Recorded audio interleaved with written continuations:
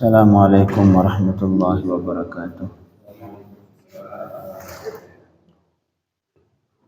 A'udzubillahi minasyaitonir rajim. Bismillahirrahmanirrahim. Alhamdulillahi rabbil alamin wa sallallahu ala sayyidina Muhammadin wa ala alihi wa sahbihi ajma'in. Allahumma rabbi shrah li sadri wa yassir li amri wa hlul 'uqdatam min lisani yafqahu qawli. Allahumma rabbi zidna ilman warzuqna fahma. Allahumma 'allimna ma yanfa'una wanfa'na bima 'allamtana. Allahumma faqqihna fid din wa 'allimna at-ta'wil waftah 'alaina futuhal 'arifin bi rahmatika ya arhamar rahimin.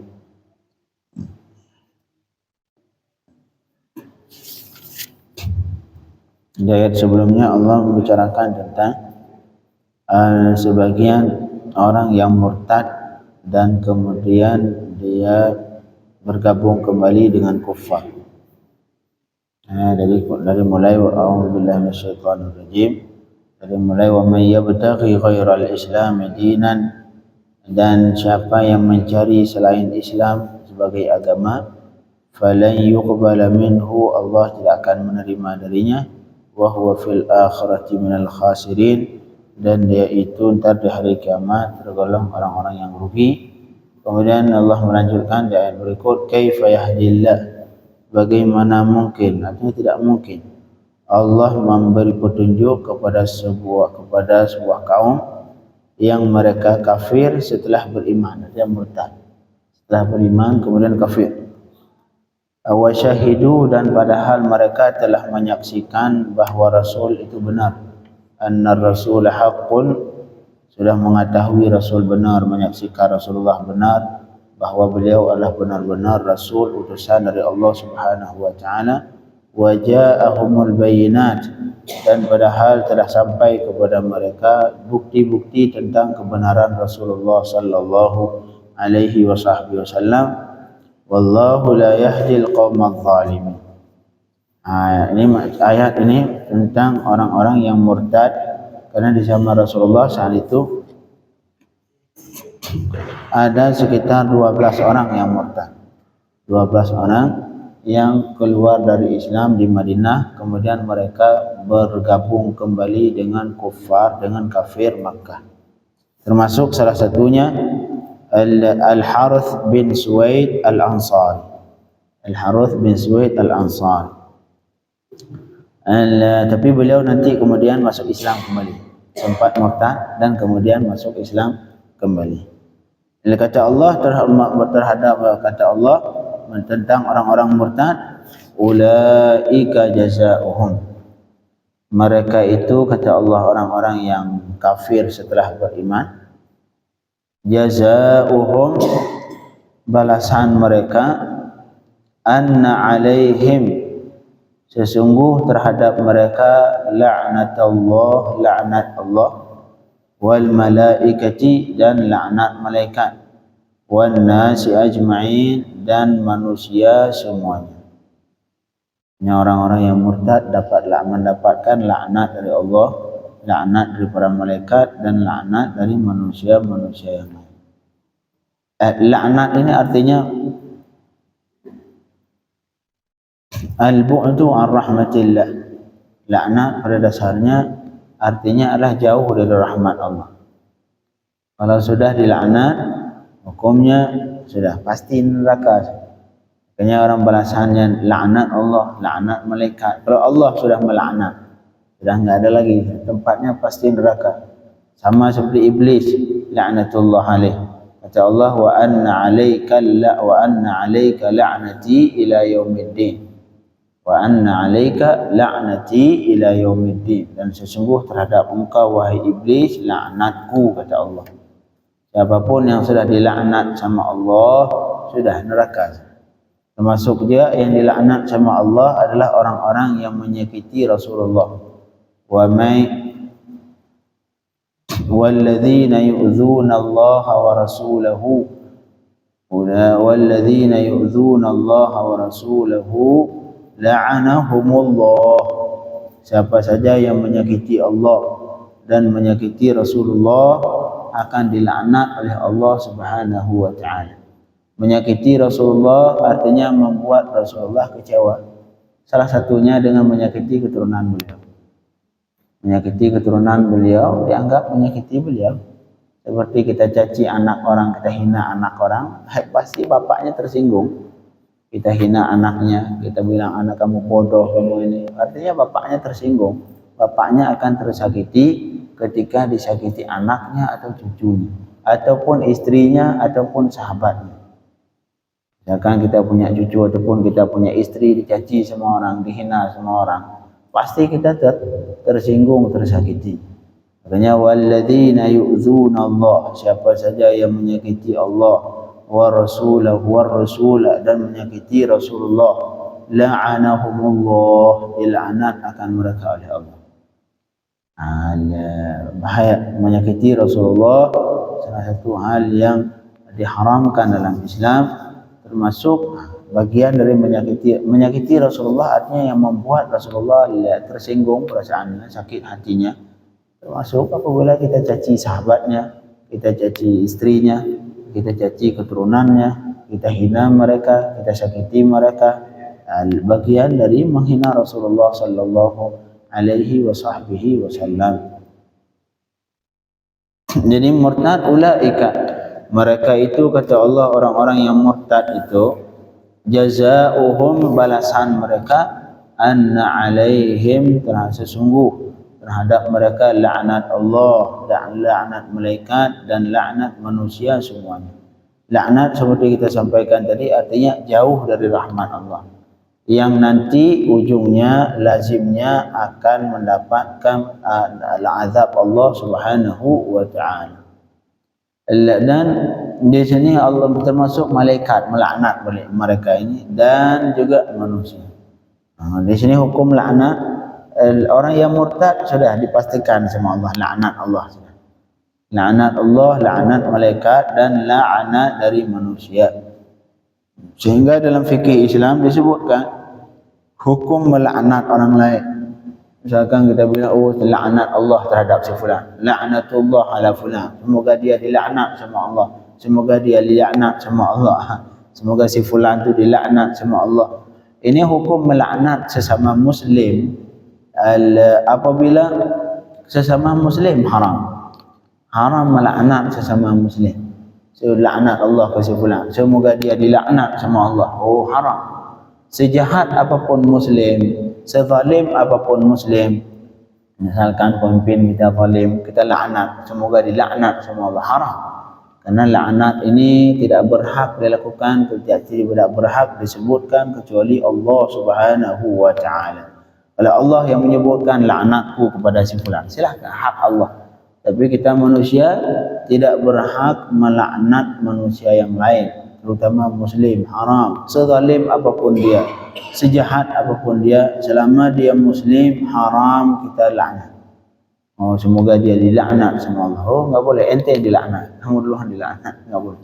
Haram melaknat mukmin. Yang kedua, kalau kafir, melaknat orang kafir. Apabila kafir itu belum meninggal dan ada kemungkinan untuk masuk Islam, enggak boleh laknat. Laknat Allah ke si fulan. Tapi ini apabila dita'yin, ya, ditentukan orangnya, si fulan, semoga Allah melaknat si fulan yang kafir itu. Tapi dia belum meninggal, oh enggak boleh laknat.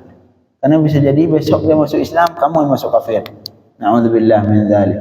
Makanya enggak boleh melaknat orang kafir secara khusus, ditentukan orangnya dengan disebutkan namanya misalkan, sedangkan dia belum meninggal dalam keadaan kafir, enggak boleh laknat.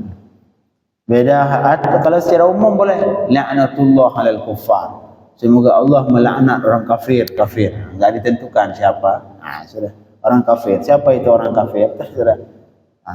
Jadi kalau sudah ditentukan, oh, semoga Allah melaknat si fulan yang kafir, ini enggak boleh.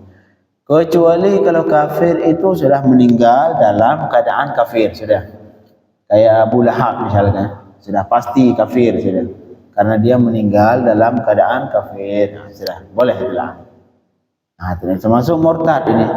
Orang murtad kata Allah, jazaohum, balasan mereka adalah laknat Allah laknat malaikat, dan laknat seluruh manusia. Kalau sudah Allah melaknat, pasti ujungnya neraka. Ujungnya neraka. Kata Allah Subhanahu wa taala, khalidina fiha, kekal mereka dalam laknat Allah. Artinya seseorang yang sudah dilaknat sama Allah dan kekal laknatnya, pasti kekal dalam neraka Allah Subhanahu wa taala. Khalidina fiha, kekal mereka itu dalamnya laknat, yang nanti ujungnya kekal dalam neraka Allah Subhanahu wa taala, karena Allah tidak mungkin melaknat ahli surga. Kalau orang yang sudah kekal dalam laknat Allah, sama dengan dia kekal dalam neraka Allah Subhanahu wa ta'ala. La yukhaffafu anhumul azab, tidak diringankan dari mereka akan azab. Enggak ada keringanan azab sama sekali untuk orang yang murtad tadi. Wala hum yunzarun, dan tidaklah mereka yunzarun, artinya yumhalun, dikasih tempo, enggak ditunda-tunda, diazab terus, enggak dikasih jeda. Kalau mungkin kalau azab di dunia sudah dipukul, entar yang mukulnya capek, sudah dikasih jeda, tidur dulu sehari, malam istirahat, besok dipukul lagi. Itu hukuman dunia. Tapi hukuman akhirat, wala hum yunzarun, dan tidak dikasih jeda, dan tidak mereka itu diberikan waktu, tempo ataupun jeda, berhenti azab di situ. Tidak. Yang pertama, azabnya tidak ringan, tidak diringankan sama sekali, dan justru malahan ditambah. Kemudian yang kedua, tidak pernah dikasih jeda. Kalau azab dunia, sejahat apapun manusia, minimal ketika yang mukulnya itu sudah capek, dia tidur dah, istirahat. Artinya ada waktu jeda yang di situ ada keringanan dan kemudian ada jedanya. Tapi hukuman akhirat, la yukhaffaf anhumul azab. Yang pertama, tidak pernah ada keringanan. Beda halnya hukuman dunia, dasarnya seumur hidup, besoknya sudah jadi 20 tahun, besoknya lagi berubah, dipotong jadi 10 tahun, besoknya lagi dipotong menjadi 5 tahun, akhirnya bebas. Dasarnya seumur hidup, ujung-ujung dia di penjara cuma setahun 2 tahun sudah bebas. Apalagi kalau banyak duit lebih bebas lagi sudah. Seharusnya seumur hidup 3 bulan bebas. Ini hukuman dunia. Hukuman akhirat tidak. La yukhaffafu anhumul azab, tidak diringankan azab sama sekali, enggak ada keringanan sama sekali. Tidak ada keringanan waktunya. Kalau sudah seumur selama-lama, ya selama-lama, enggak ada pemotongan karena 17 Agustus, pemotongan karena khalidina fiha, kekal dalam neraka selama-lama. Kemudian azabnya tidak pernah dikurangi, dan juga mereka itu tidak pernah dikasih jeda dari azab. 24 jam azab. Wala hum yunzarun, dan tidaklah mereka yunzarun ay yumhalun, artinya diberikan tempo, diberikan waktu yang di situ enggak diazab, enggak ada jeda, azab terus-terusan. Na'udzubillahi minan nar. Kata Allah Subhanahu wa taala, yang murtad itu illa alladzina tabu, mereka itu balasannya laknat Allah, illa alladzina tabu, kecuali orang-orang yang bertaubat setelah demikian, setelah itu. Yang bertaubat masih diterima taubatnya. Diterima taubat. Yang enggak diterima taubat, orang yang musyrik, yang kafir dan meninggal dalam keadaan kafir. Sudah enggak diterima taubat. Innallaha la yaghfiru an yushraka bihi wa yaghfiru ma duna dzalik. Sesungguhnya Allah tidak mengampuni dosa syirik, kafir, tidak diampuni. Tapi ini tidak diampuni kapan? Apabila ia enggak sempat bertaubat, sudah mati dalam keadaan kafir, enggak ada ampun, tidak diampuni sama sekali. Beda halnya dosa yang lain, dosa zina, dosa minum khamar, dosa enggak salat, dosa enggak puasa. Itu dosa yang lain banyak. Ketika seseorang sudah meninggal dan ia belum pernah melakukan salat, tapi dia mukmin kepada Allah Subhanahu wa taala, hukumnya itu ketika dia meninggal tidak melakukan salat, hukumnya hak Allah Subhanahu wa taala. Allah berhak mengazab, dan Allah, jika Allah ampuni, Allah ampuni. Artinya hukum buat dia itu diberikan kepada Allah Subhanahu wa taala. Masih ada kemungkinan Allah ampuni dan masih ada kemungkinan Allah azab. Karena dia memang sudah berhak untuk diazab, tapi untuk diazab sudah pasti diazab belum tentu. Karena Allah masih ada kemungkinan untuk mengampuni apabila dosa yang dilakukan selain syirik. Al-iyyasha yarhamkum au iyyasha yu'adzibkum. Jika Allah berkeinginan Allah azab, dan jika Allah berkeinginan Allah rahmati. Ini orang-orang yang meninggal dalam keadaan maksiat tapi bukan syirik. Dia maksiat dan belum boleh taubat. Maksiat, minum khamar, mabuk, zina misalkan, kemudian dia belum sempat bertaubat, meninggal. Ini hukumnya apa? Pasti neraka belum? Pasti neraka belum? Karena bisa jadi Allah ampuni. Beda halnya dosa syirik. Dosa syirik, kafir, murtad, keluar dari Islam, meninggal. Ini enggak ada ampun. Munafik, kalau munafik yang kita sebutkan di awal surat Al-Baqarah, karena munafik ada dua. Ada munafik yang di awal-awal Al-Baqarah itu munafik yang kafir. Nifaq aqadi namanya, munafik yang dalam keyakinan. Munafik dalam keyakinan, dia menampakkan iman tapi hatinya tidak beriman, kafir. Ataupun bahasa lain zindiq, itu munafik.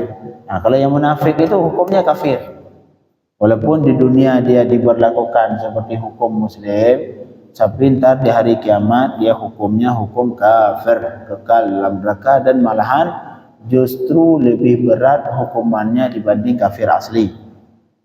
Beda halnya kalau munafik yang munafik amali namanya, munafik dalam amalannya.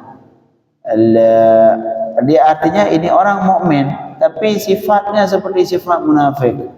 Berjanji enggak pernah ditepati, kalau ngomong bohong mulu, kemudian ketika dikasih amanah misalkan enggak pernah benar, dikasih uang 100.000 hilang, dikasih 1 juta hilang.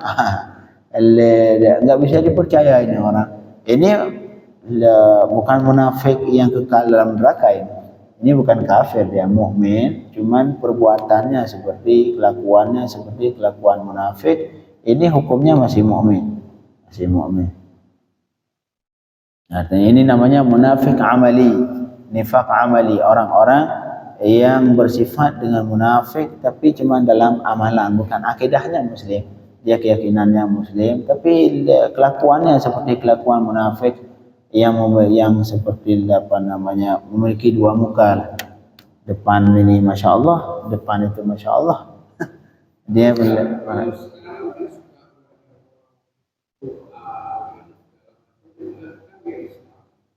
kalau kritik Quran tergantung apa. Kalau dia yang kritik Quran dengan alasan merendahkan Al-Quran, menghina Al-Quran, murtad. Murtad. Walaupun dia sebutkan saya Islam, saya Muslim, tapi kemudian dia menghina Al-Quran, murtad. Alhamdulillah, murtad. Murtad. Ada yang mengklaim dirinya Muslim tapi menghina Al-Quran, mengatakan Al-Quran ini perlu dikoreksi. Na'udzubillah min dzalik, murtad. Al-Quran, menghina Al-Quran. Semua syiar Islam yang menghina syiar Islam hukumnya murtad. Menghina Ka'bah. Akhir-akhir ini na'udzubillah min dzalik di Saudi. Negara Saudi. Mungkin cucu-cucu Abu Lahab sekarang sudah muncul. Dia bikin itu acara kayak konser. Kemudian bentuknya di belakang dibikinin Ka'bah. Na'udzubillah min dzalik. Cucu Abu Lahab, mungkin kalau keluar Dajjal yang mereka lah pengikutnya.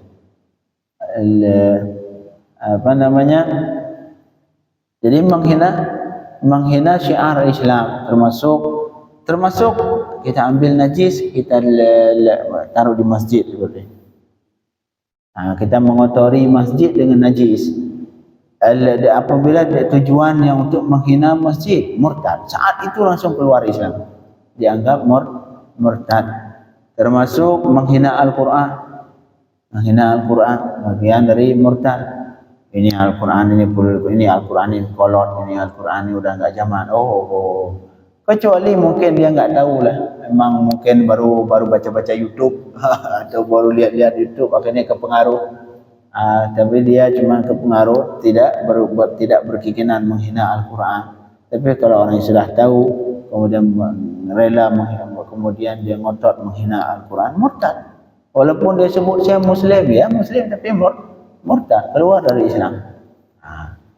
Jadi sekali lagi ke masalah munafikun, kafir atau bukan Ustaz? Kalau munafikun yang asli, yaitu zindik. Mereka orang yang menyembunyikan kafirnya dan menampakkan iman. Ini kafir, hukum di hari kiamat hukum kafir. Walaupun di dunia dia diberlakukan seperti hukum muslim. Ada satu lagi munafik, nifak, artinya nifak amali. Ini mukmin, masih mukmin ya, sama seperti mukmin yang lain, cuman sifatnya seperti sifat munafikun. Ini orang seperti ini mukmin, di hari kiamat dia mukmin dan dia masih ada kemungkinan untuk diampuni oleh Allah Subhanahu wa taala. Ini insyaallah ntar suatu saat kita bahas tentang hal-hal yang bisa membuat seorang jadi murtad. Di akhir zaman, salah satu tanda akhir zaman yaitu zaman di mana banyak terjadi kemurtadan walau tanpa sadar. Sehingga di akhir zaman banyak manusia yumsi mu'minan, yusbihu mu'minan wa yumsi kafiran, yusbihu kafiran wa yumsi mu'minan. Antara di hari kiamat manusia seperti itu banyaknya. Paginya muslim, sorenya kafir. Kemudian atau paginya kafir, sorenya muslim. Seperti itu. Karena banyak terjadi kemurtadan di akhir zaman. Na'udzubillah min. Banyak hal-hal yang membuat murtad. Jadi murtad bukan cuma ketika saya keluar, saya mau masuk Kristen. Enggak. Itu murtad. Tapi banyak murtad. Karena murtad itu sebabnya 3. Yang pertama karena akidah. Karena dia meyakini Tuhan 3, Tuhan 4 misalkan. Ini murtad. Ada yang kedua murtad dengan sebab ucapan. Ini Muhammad, ini orang enggak jelas misalkan. Ini murtad karena ucapan menghina. Tapi kalau cuma kepleset lisan misalkan, kepleset yang kayak kemarin itu siapa itu enggak jelas, itu akhirnya kalah dia. Kepleset lisan dimaafkan. Tapi kalau dia benar-benar mengucapkan itu dengan tujuan menghina Rasulullah, murtad. Itu dengan ucapan. Ada yang ketiga dengan perbuatan, contoh sujud ke patung. Murtad, naudzubillah min dzalik. Jadi penyebab murtad itu ada 3. Ada yang pertama keyakinan, yang kedua perkataan, yang kedua yang terakhir perbuatan. Banyak hal yang menyebabkan seorang jadi murtad. Yang murtad itu khawatir dosa maksiat yang paling besar adalah ini murtad. Illal ladzina tabu, dari murtad itu kata Allah mereka dasarnya hukumnya dilaknat dan kekal dalam neraka Allah. Tapi illal ladzina tabu, kecuali orang-orang yang bertaubat min ba'di dzalik, setelah itu. Setelah murtad dia langsung bertaubat kembali. Wa aslahu, dan ia memperbaiki amalannya. Setelah ia taubat, masuk Islam kembali dan kemudian benar-benar memperbaiki kekurangan yang kemarin. Dia beribadat yang banyak untuk menutupi kekurangan kemarin. Fa innallaha ghafurur rahim, karena sesungguhnya Allah Maha mengampuni bagi mereka, rahim, sayang. Allah akan mengampuni mereka walaupun tak pernah murtad ya. Tapi kemudian dia bertaubat. Ini dari 12 yang kita sebutkan tadi, salah satunya sempat muslim kembali, yaitu Sayyidina Al-Harith, siapa namanya? Al-Harith bin Suwaid Al-Ansari. Karena beliau sempat murtad di dalam golongan 12 orang itu. Kemudian beliau sempat masuk Islam kembali. Kemudian beliau keimanannya kuat kembali. Dikisahkan Al-Harith bin Suwaid ini lamma irtadda, beliau ketika murtad dan wa dhahaba li Makkah ma'al kuffar, kemudian beliau berangkat ke Makkah, saat itu bergabung kembali bersama kafir Makkah. Wa aradallahu lahul huda, tapi kemudian Allah berkeinginan ingin memberikan Allah berkeinginan untuk memberikan petunjuk dan hidayah kepada beliau. Ba'atha li akhin lahu fil Madinah, kemudian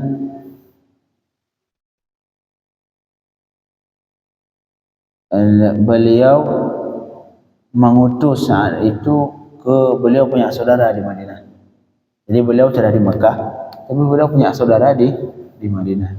Akhirnya beliau ngirim utusan. Kalau bahasa sekarang mungkin ngechat, dulu nggak ada chat, harus ngirim surat atau ngirim utusan yang mengabarkan ke saudara beliau yang ada di Madinah. Saudara ini udah Muslim, saudara ini masih dalam Muslim, adiknya atau kakaknya. Yaqul lahu, dalam surat itu beliau menulis, akhbir Rasulullah anni idza ataitu hal uqbal. Tolong tanyain ke Rasulullah di suratnya. Tolong tanyain ke Rasulullah, saya ini kalau saya datang kembali, saya masuk Islam kembali, apakah bakal diterima atau enggak? Beliau bertanya ke saudaranya, bakal diterima? Saya ini udah murtad, ini udah habis, tapi saya pengen balik ke Islam. Tolong tanyakan ke Rasulullah, masih diterima taubat saya atau enggak? Fa akhbara Rasulullah bidzalik. Kemudian ini saudara beliau yang ada di Madinah memberitahu ke Rasulullah.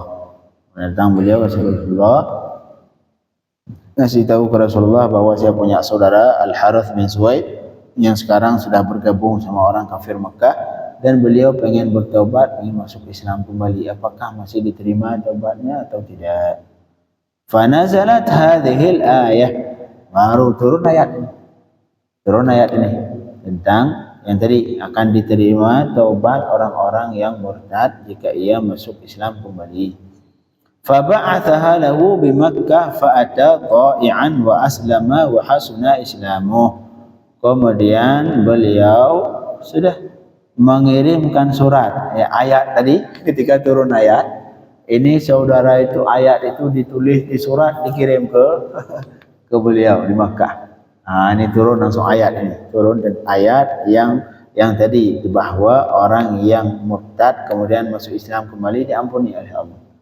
Sudah, beliau saudaranya tinggal ngirim ayat aja sudah. Masya Allah, ini gara-gara kamu turun ayat ini, isi ayatnya dikirim. Akhirnya fa'ata ta'ian, beliau balik ke Madinah.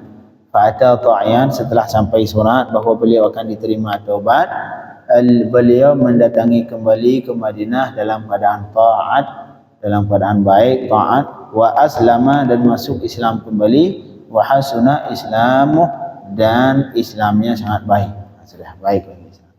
Jadi taat lagi, kembali ke seperti sahabat-sahabat yang lain. Ini hukum murtad.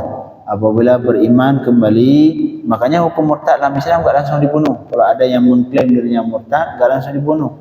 Didiskusikan dulu, ditanyakan dulu kenapa kamu murtad, dinasihatin dulu. Kalau dia mau bertaubat, sudah, alhamdulillah. La ilaha illallah illa alladzina tabu, kecuali orang-orang yang bertaubat min ba'di dzalik, setelah itu, setelah murtad dia bertaubat dengan masuk Islam. Kemudian wa aslahu, dan ingin memperbaiki perbuatannya. Yang salah kemarin dia perbaiki dengan bertaubat, melakukan amalan kebaikan. Fa innallaha ghafurur rahim.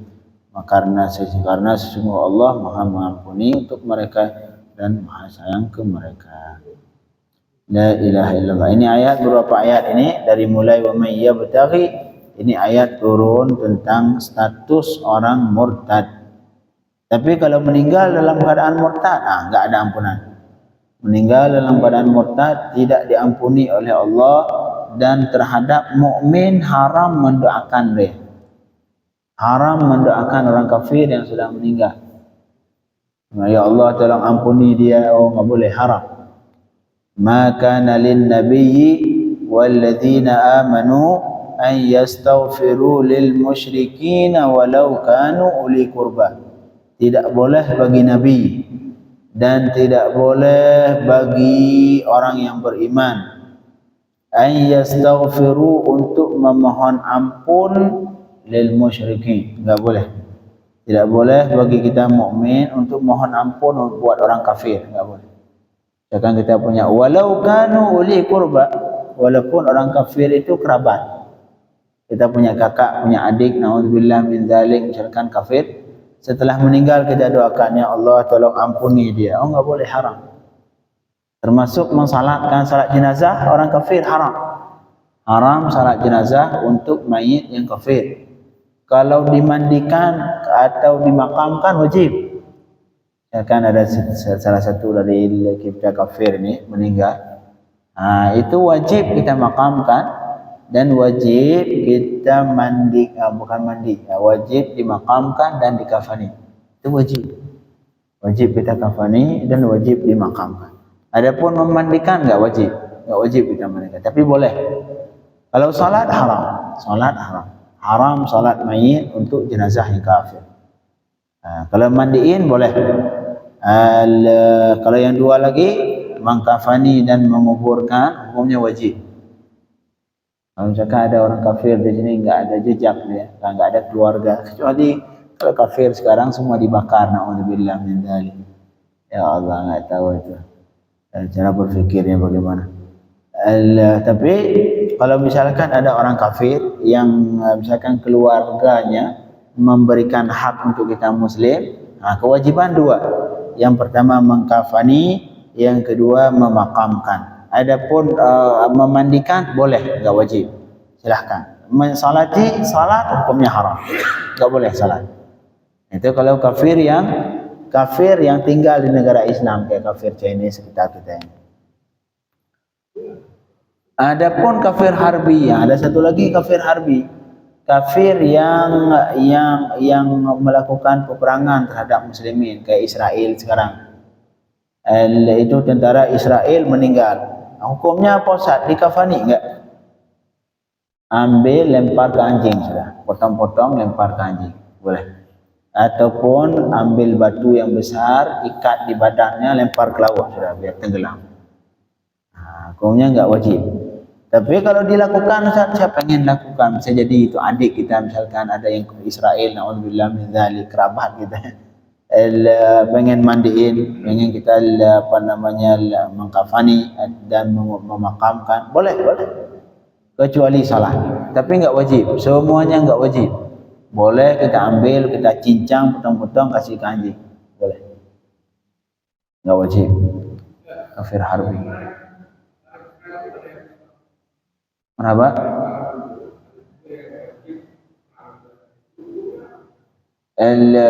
Kalau muslim yang tinggal di negara kafir dan justru memerangi muslim, naudzubillah, karena banyak muslim yang tertipu. Selama dia muslim, hukumnya kalau kita tahu dia muslim, enggak boleh kita perangi. Kalau kita tahu ini kamu muslim, kita bunuh, jangan. Kecuali dia pengen ngebunuh kita. Itu namanya ngebunuh, bukan membunuh karena kafirnya, tapi membunuh karena ada fa'sail namanya. Ada fa'sail itu artinya kita melawan orang yang ingin membunuh kita. Misalkan ada muslim, ini enggak harus Israel, ada muslim di negara kita pengen ngebunuh kita lawan, membela diri lah istilahnya. Itu hukumnya. Kalau misalkan kita enggak bisa membela diri kecuali ngebunuh dia, itu boleh ngebunuh, karena ini pembela diri. Adapun kufar yang seperti itu, apabila dia pengen ngebunuh kita kemudian bela diri, kita tembak dia duluan misalkan, ya enggak berdosa. Itu pun kalau kita tahu dia itu muslim. Tapi kalau kita enggak tahu dia muslim, udah bunuh aja sudah. Bagaimana salah dia? Udah tahu Israel masih bergabung sama tentaranya. Muslim. Masih muslim, kecuali dia menghina Islam atau karena hukum dia memerangi muslim, dia muslim apabila benar-benar Islam ini, kemudian membunuh muslim Palestina misalkan, dianggap membunuh sesama muslim, kayak misalkan ada si A muslim membunuh si B yang muslim, dosa besar, tidak keluar dari Islam. Kecuali dia menghina Islam, itu sudah murtad, kafir. Kalau misalkan kita bunuh dia, hukumnya bagaimana Ustaz? Kalau kita bunuh, yang enggak wajib qisas. Jangan kamu bunuh anak saya yang kafir ini walaupun dia tinggal di Israel, qisas enggak berlaku qisas. Karena ini kesalahan dia bergabung bersama kufar.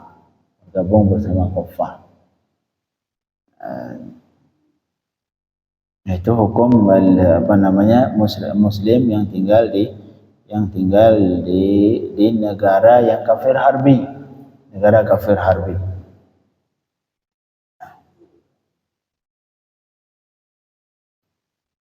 Tapi ada banyak orang Muslim yang tinggal di Israel.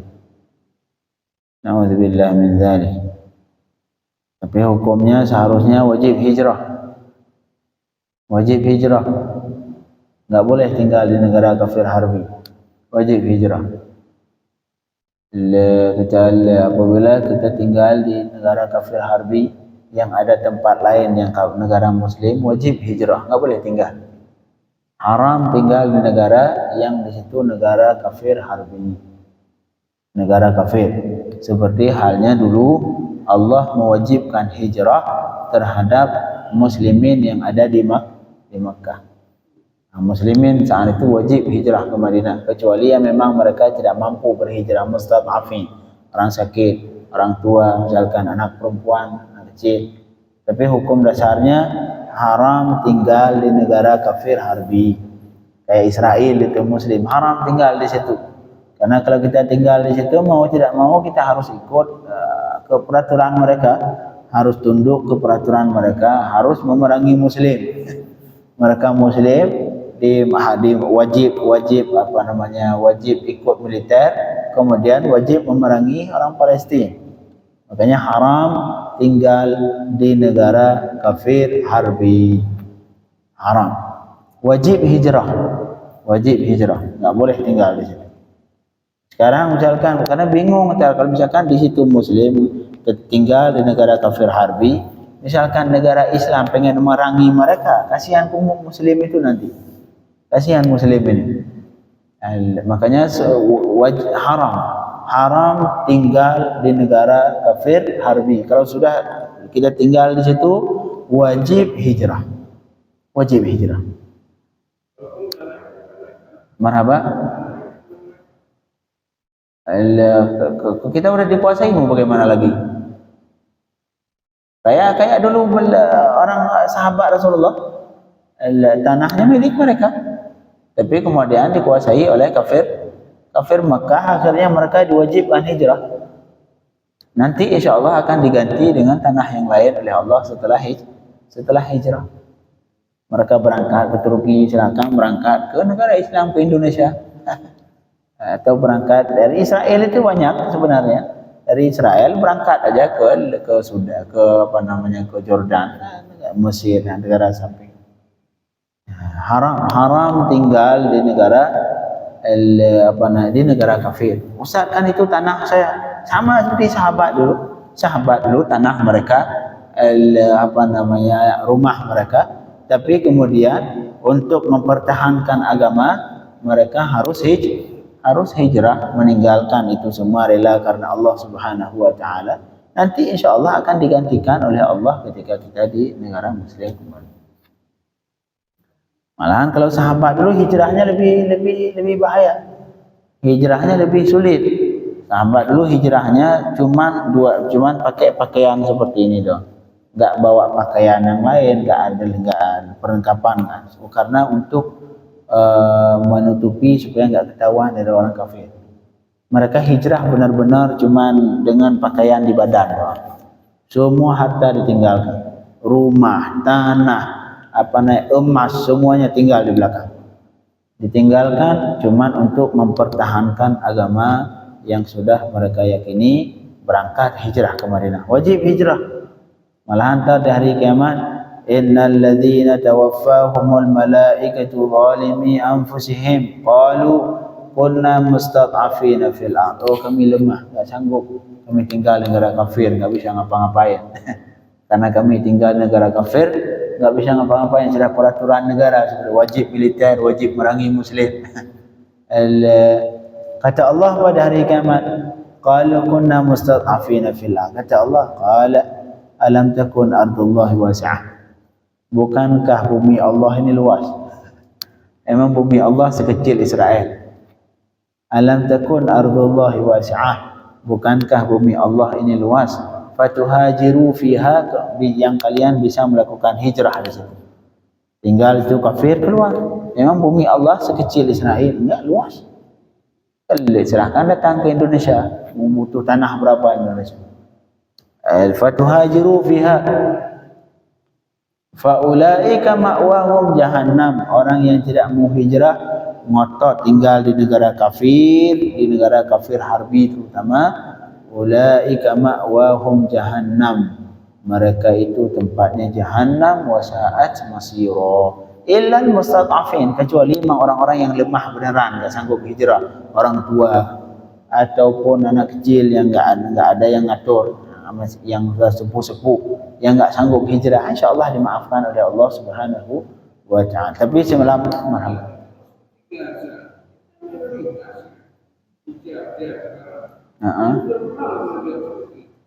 Marhaba. Itu masih negara muslim, belum kafar. Itu masih muslim. Dan hukum seperti Gaza itu yang negara muslim dijajah oleh kafir, yang hukum dasarnya ini fikih Syafi'i atau kalau fikih lain. Tapi setahu saya itu ijma', hukumnya sama setiap mazhab semua. Apabila hukum berperang, hukum jihad. Kalau jihad negara yang belum diperangi sama kafir, belum dijajah, itu jihad cuman fardu kifayah. Artinya pemerintah wajib ngatur jihad minimal setahun sekali untuk memperluas negara Islam. Tapi yang ngatur ini pemerintah. Kalau yang jihad di negara yang di situ tidak terjajah, seperti di Indonesia misalkan kita nggak terjajah, untuk hukum jihad memperluas negara Islam itu yang ngatur pemerintah minimal setahun sekali harus. Adapun kalau hukum jihad jika kita yang dijajah seperti Gaza sekarang, hukumnya berperang saat itu berubah menjadi fardu ain, semua wajib perang dan enggak wajib tunduk ke pemerintah. Kalau pemerintah bilang oh jangan perang, enggak wajib perang. Karena kita sekarang dijajah, wajib musir orang kufar. Enggak boleh orang kufar mengambil sejengkal pun dari tanah muslim. Wajib diusir penjajahan. Dan itu siapapun sampai perempuan, hukum dasarnya berjihad enggak wajib perempuan. Kalau yang jihad yang biasa itu enggak wajib perempuan, yang wajib laki doang. Orang tua juga enggak wajib. Tapi kalau sudah yang seperti di Gaza, wajib siapapun harus berperang, termasuk perempuan. Kalau mampu perang, mampu megang senjata, semua. Jadi hukum perang berubah menjadi fardu ain seperti salat 5 waktu, semua wajib. Dan saat itu enggak wajib tunduk ke pemerintah. Wajib, kalau kata pemerintah jangan perang, enggak boleh tunduk perang. Seperti Hamas misalkan, pemerintah Palestina ngatain jangan perang. Oh, justru pemerintah yang perlu yang dituntut sama Allah hari kiamat. Wajib perang untuk mengusir kufar. Dan apabila satu daerah seperti Gaza, dia sudah dijajah sama Israel dan mereka berperang, sudah mati-matian berperang dan enggak cukup, wajib negara sampingnya itu bantu. Kayak Jordan, Mesir kalau sudah wajib bantu. Tapi na'udzubillah, sekarang negara muslim sebenarnya yang dijajah bukan Gaza. Sekarang negara yang dijajah di dunia ini bukan Gaza sebenarnya. Gaza itu masih kuat, masih belum bisa dijajah walaupun banyak yang meninggal korban. Na'udzubillah, syahid insyaallah mereka meninggal surga selesai. Justru sebenarnya bukan kita yang harus kasihan ke mereka yang harus kasihan di kita sudah. Kita ini yang enggak jelas statusnya. Kalau mereka meninggal sudah surga sudah, apalagi. Jangan kita anggap mereka misalkan sudah putus kakinya, dibom sampai hancur badannya. Akhirnya kita kasihan ke mereka. Sebenarnya mereka justru kasihan. Itu mereka meninggal, dibom, hancur badannya, sudah neraka, oh surga. Apalagi. Justru kita yang perlu dikasihani, yang enggak jelas ini nih. Yang kadang-kadang ngedukung Israel ini. Na'udzubillah min dzalik. Jadi sebenarnya yang dijajah bukan Gaza itu. Mereka masih kuat, masih melawan. Yang dijajah sebenarnya orang yang enggak sanggup melawan. Yang enggak sanggup melawan itu yang sebenarnya yang terjajah. Siapa? Ya Mesir, Jordan. Itu yang dijajah sebenarnya. Yang terjajah yang sebenarnya negara muslim yang tidak berani melawan. Karena selama kita melawan artinya belum terjajah. Misalkan kita pengen dijajah semua orang, tapi kita terus ngelawan, itu belum terjajah. Yang dijajah, yang sudah dijajah siapa? Yang sudah tunduk. Iya, kami pengikut. Nah, itu baru dijajah. Jadi sebenarnya siapa yang dijajah sekarang? Bukan Gaza. Gaza masih kuat, alhamdulillah. Dan di hadis Rasulullah sudah disampaikan. Di hadis Rasulullah akan ada terus satu golongan, satu kaum yang mempertahankan Masjidil Aqsa. Siapa mereka? Itulah orang-orang yang tinggal di sekeliling Masjidil Aqsa. Itulah yang tinggal di Al-Qudus, tinggal di Gaza sekarang. Mereka itulah Hamas itu dan kawan-kawannya, yang pejuang-pejuang. Itu mereka sudah ada jaminan dari Rasulullah. Sudah ada jaminan dari Rasulullah. Kalau kita ini enggak jelas ini. Jadi sekali lagi sebenarnya yang terjajah bukan Gaza. Walaupun memang iya mereka ketika melawan, ketika berjuang korbannya banyak, maklum yang namanya perang. Tapi semua mereka meninggal surga sudah. Sebenarnya yang terjajah adalah negara-negara yang tunduk ke Israel. Itu yang terjajah pada hakikat. Negara Arab Saudi, apa lagi Jordan sampai gitu. Semua itu. Walaupun mereka terjajah, itu yang terjajah pada hakikat. Ya, kembali ke hukum melawan kufar yang harbi apabila mereka menjajah negara Islam. Yang pertama, penduduk negara daerah yang dijajah itu wajib lawan. Seperti alhamdulillah Palestina sekarang lawan. Tapi Palestina yang Hamas ini, yang kawan-kawan ataupun kawan-kawannya. Kalau yang Palestina yang satu lagi, golongan satu lagi enggak tunduk. Nah, ini mereka wajib melawan, dan apabila mereka tidak cukup kemampuan untuk melawan, wajib ke Muslim yang daerah sekitarnya wajib ngebantu, dan apabila enggak cukup maka Muslim yang sekitarnya lagi yang lebih jauh harus membantu. Apabila Gaza dibantu sama Jordan enggak cukup, maka Mesir wajib ikut campur. Apabila Jordan, Mesir sudah membantu tapi masih belum cukup, maka negara Islam Muslim di sampingnya wajib bantu. Sekarang justru yang ngebantu siapa? Yaman. Yaman yang di sana itu enggak tahu di mana tempatnya, ribuan kilometer, justru mereka yang ngebantu. Yang sampingnya udah tidur-tidur aja. Nauzubillah min dzalik. La ilaha illallah Muhammadur Rasulullah. Sehingga kata Rasul, Muslim di akhir zaman kagutha isid, banyak doang seperti buih di lautan. Buih kelihatan doang banyak tapi non. Itu Muslim di akhir zaman. Paling cuma ngomong doang, ujung-ujung kami membenci, kami ngomong. Ntar kumpul lagi, kemarin baru ngumpul di Riyadh, ngumpul. Udah ngumpul sudah, apa efeknya? Enggak ada. Lebih baik enggak usah ngumpul. Panggil semua negara Muslim termasuk Indonesia, semua datang ke sana ngumpul. Datang sana duduk, ngomong, ngobrol, paling ujung-ujungnya kami mengingkari perbuatan Israel. Sudah. Ada lagi satu? Enggak ada. Selesai itu sudah makan, rapat aja sudah. Selesai itu makan, kebuli, minum, sudah pulang tidur lagi. Enggak ada apa-apa. Efeknya enggak ada sama sekali. Nauzubillah min dzalik. Karena kaidah dalam perang itu ma yu'khadhu biquwwah la yustaraddu illa biquwwah. Ini kaidah.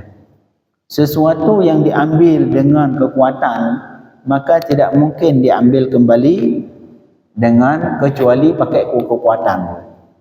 Orang Israel ngambil negara Palestina pakai perang, pakai pedang, enggak mungkin diambil kembali sama kita Muslim itu negara Palestina kecuali lawannya pedang. Enggak mungkin jadi. Diplomat itu enggak pakai Israel. Enggak berlaku. Solusinya bom nuklir. Nah, kalau bapak-bapak bisa membuat nuklir, buat aja sudah. Saya siap insyaallah. Nah, kita kirim nuklir di situ selesai. Nah, karena kaidah seperti itu. Ma yu'khadhu biquwwah la yustaraddu illa biquwwah. Sesuatu yang diambil sama orang lain dengan kekuatan maka tidak mungkin dikembalikan kecuali dengan kekuatan. Diambil dari kita dengan pedang maka tidak mungkin kita ambil kembali kecuali dengan pedang. Dan sejarah Masjidil Aqsa tidak pernah diambil dengan jalan diplomat. Awalnya itu kufar, kemudian diambil oleh Sayyidina Umar dengan pedang. Dengan pedang. Semua negara yang diambil dengan sesuatu yang diambil dari kita dengan pedang tidak mungkin kita ambil kembali kecuali dengan pedang. Itu Israel ngambil Palestin dengan perang, dengan senjata. Tidak mungkin, mustahil kita ambil kembali kecuali dengan senjata. Ini enggak perlu diplomat datang ngumpul. Kemarin itu semua negara Muslim, enggak tahu itu kumpulan negara Muslim ngumpul di Riyadh. Ujung-ujungnya paling apa coba? Paling kami ingkar, kami ini enggak nerima, kita harus melapor Israel, sudah. Ada yang lebih, enggak ada, nol. Na'udzubillah min dzalik. Jadi ketentuannya apabila negara Muslim dijajah, orang yang di dalam negara itu wajib lawan. Apabila mereka tidak mampu melawan, maka negara yang sampingnya wajib bantu. Apabila negara sampingnya enggak sanggup, juga dia harus dibantu oleh negara yang sampingnya lagi. Sampai kalau misalkan enggak mampu, kecuali dengan seluruh Muslim di dunia, wajib semua Muslim harus melawan. La ilaha illallah. Semoga Muslim ke depan, semoga Allahumma ansur muslimin. Semoga Allah menolong muslimin dan menghancurkan orang-orang kufar dan munafikun, karena munafikun akhir zaman banyak.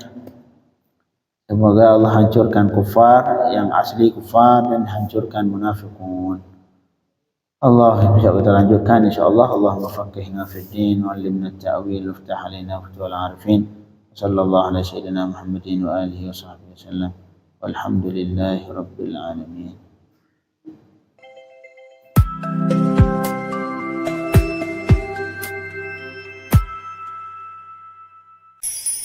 Mm-hmm.